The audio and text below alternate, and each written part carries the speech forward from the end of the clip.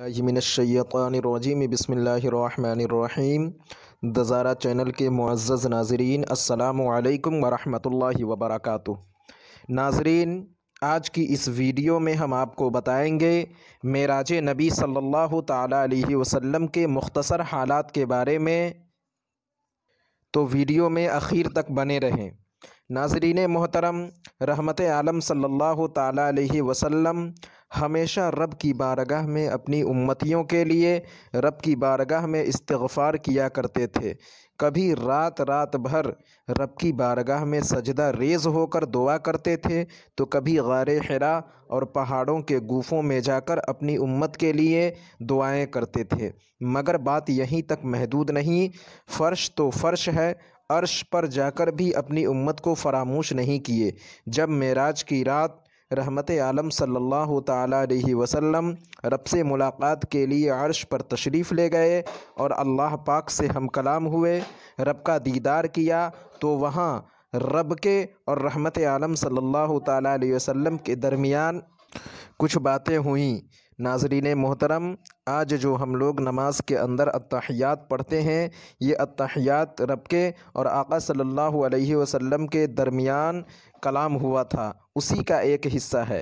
رحمت عالم صلی اللہ تعالیٰ علیہ وسلم نے عرض کیا، التحیات للہ والصلوات والطیبات، یعنی اے اللہ، تمام مالی بدنی ہر طرح کی عبادتیں صرف تیرے ہی لیے ہیں۔ تو اللہ تعالیٰ نے فرمایا، السلام علیکہ ایھا النبی ورحمۃ اللہ وبرکاتہ، یعنی اے محبوب، آپ پر سلامتی ہو اور اللہ کی رحمتیں اور اس کی برکتیں ہوں۔ تو پیارے آقا نے عرض کیا، السلام علینا وعلی عباد اللہ الصالحین، یعنی سلامتی ہو ہم پر اور اللہ کے نیک بندوں پر۔ اس کے بعد فرشتوں نے کہا، اشہد ان لا الہ الا اللہ واشہد ان محمدا عبدہ ورسولہ، یعنی میں گواہی دیتا ہوں کہ اللہ کے سوا کوئی معبود برحق نہیں، اور یہ بھی گواہی دیتا ہوں کہ محمد صلی اللہ علیہ وآلہ وسلم اللہ کے بندے اور اس کے رسول ہیں۔ اب اس میں غور کرنے والی بات یہ ہے کہ ہمارے آقا نے کیا کہا، السلام علینا، یعنی سلامتی ہو ہم پر اور اللہ کے نیک بندوں پر۔ ناظرین محترم، علینا یہ جمع کا صیغہ ہے، یہ عربی زبان میں جمع کے لیے استعمال ہوتا ہے، یعنی علینا کا مطلب ہوا ہم پر۔ آقا نے فرمایا ہم پر، یعنی مجھ پر بھی سلامتی ہو اور میرے گنہگار امتیوں پر بھی سلامتی ہو، کیونکہ سرکار اگر فرماتے السلام علیہ تو اس کا مطلب ہوتا صرف مجھ پر سلامتی ہو، مگر نہیں، علیہ نہیں، علینا فرمایا، جس کا مطلب ہوا ہم پر بھی اور ہمارے گنہگار امتیوں پر بھی ہو، اور اس کے بعد نیکوں پر ہو۔ تو معلوم ہوا نیکوں سے پہلے آپ نے گنہگاروں کا تذکرہ فرمایا۔ سبحان اللہ، قربان جاؤں اس رحمت والے آقا صلی اللہ تعالیٰ علیہ وسلم پر جو دشمنوں کے لیے بھی کبھی بد دعا نہیں کرتے تھے۔ جب آپ طائف کی زمین پر لوگوں کو ایمان کی دعوت دینے کے لیے گئے تو لوگوں نے ایمان تو قبول نہیں کیا، مگر چند اوباش قسم کے نوجوانوں کو اور بچوں کو آپ کے پیچھے چھوڑ دیا، جنہوں نے اس قدر پتھر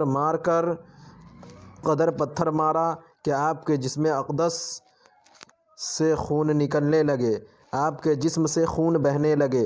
تو اللہ تبارک و تعالی نے حضرت جبریل امی کو بھیجا کہ جاؤ میرے محبوب کے پاس اور کہنا، یا رسول اللہ، اگر آپ کا حکم ہو تو ہم اس بستی کو اٹھا کر آسمان کی طرف لے جائیں اور اس کو الٹ کر زمین پر پھینک دیں۔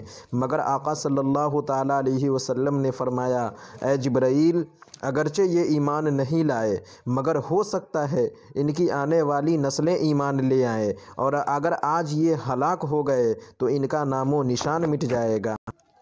اکبر، اتنے رحیم آقا! تو اسی لیے اللہ پاک نے قرآن مجید فرقان حمید میں ارشاد فرمایا، وَمَا أَرْسَلْنَاكَ إِلَّا رَحْمَةً لِلْعَالَمِينَ، یعنی اے محبوب، ہم نے آپ کو ساری جہان کے لیے رحمت بنا کر بھیجا۔ سبحان اللہ، یقیناً ہمارے آقا سارے جہان کے لیے رحمت ہیں۔ تو ایسے رحمت والے آقا صلی اللہ تعالیٰ علیہ وسلم کی بتائی ہوئی باتوں پر ہم عمل کریں، ان کے بتائے ہوئے طریقے کو اپنی زندگی میں ڈھال لیں، تو ہم یہاں بھی کامیاب ہوں گے اور کل قیامت کے میدان میں بھی کامیابی ہماری قدم چومے گی۔